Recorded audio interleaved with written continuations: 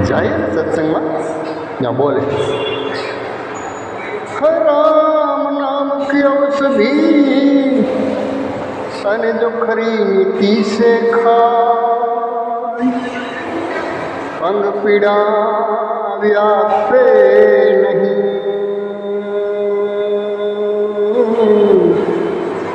અને મહારોગ મટી જાય. ત્યાં તો આપને એમ થાય ભાઈ ભાઈ હવે રામનું નામ પકડાઈ ગયું, સાસું નામ રામનું છે, જો આનું નામ લઈ એટલે આ ઔષધિ છે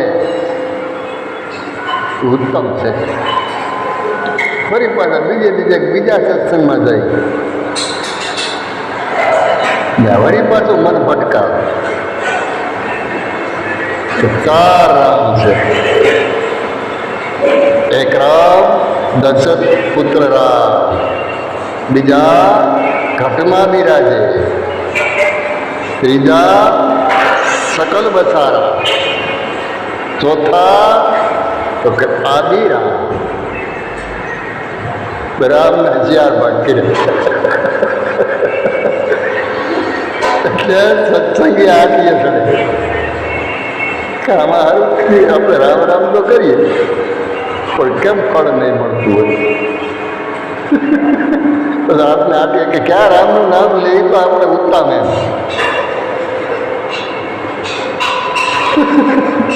એટલે આવી રીતે આપણા મનને ભટકાવે.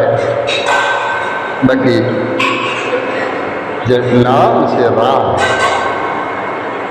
એ જ જપવાથી સર્વસ્વ. કોઈ બી પછી નામ જપે અને એનો જપ શરૂ થાય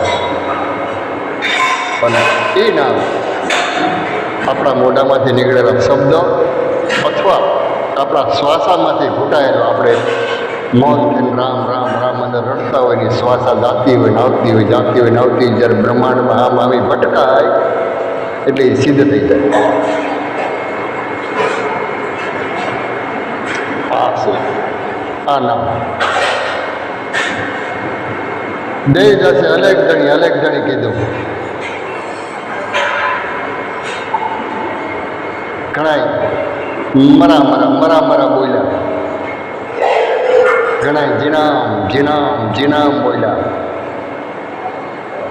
ઘણાય મારો સાહેબ બોલ્યા, ઘણાય માલિક બોલ્યા. પણ એના શ્વાસોની અંદરથી એટલી વાર બોલાણું એટલી વાર નીકળાણું કે બ્રહ્માંડમાં એ શ્વાસા મીંડા ભટકવા એટલે એ સિદ્ધ થઈ ગયા. કોઈ બી નામ જપો અને એટલી વાર જપાય કે શ્વાસની ક્રિયામાં આવે જાય. અને બ્રહ્માંડની અંદર જ્યારે તમારી જે નીકળેલી શ્વાસા છે એ બ્રહ્માંડમાં આમી ભટકાય એટલે એ સિદ્ધ થઈ જાય. પછી રામનું નામ હોય તોય ભલે, અલેખનું નામ હોય તોય ભલે, જીનામનું નામ હોય તોય ભલે, અને ખાલી મરા કરો તોય ભલે. જે કાંઈ બોલો એ એક ધારું બોલ્યા કરો અને એટલી વાર બોલાઈ જાય કે જે શ્વાસા નીકળે એ શ્વાસા બ્રહ્માંડમાં ભટકાય ત્યારે એ સિદ્ધ થાય છે.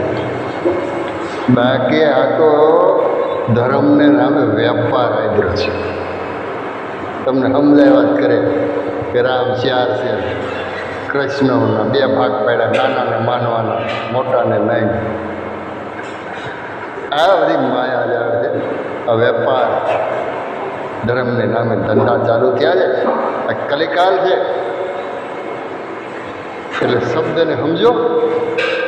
શબ્દ સમજાવીના તારને ટેકે માથું તારું ધોળાવીશમાં. આ બધાય શબ્દની ખબર ન હોય માથું ડોલાવ્યા કરે. શબ્દ શું કહે છે એ તો જોઉં. એટલે સત્સંગ વસ્તુ એવી છે. રામના ભાગ પાડ્યા, આમાં ભાવ કરવાની વાત ક્યાં આવી?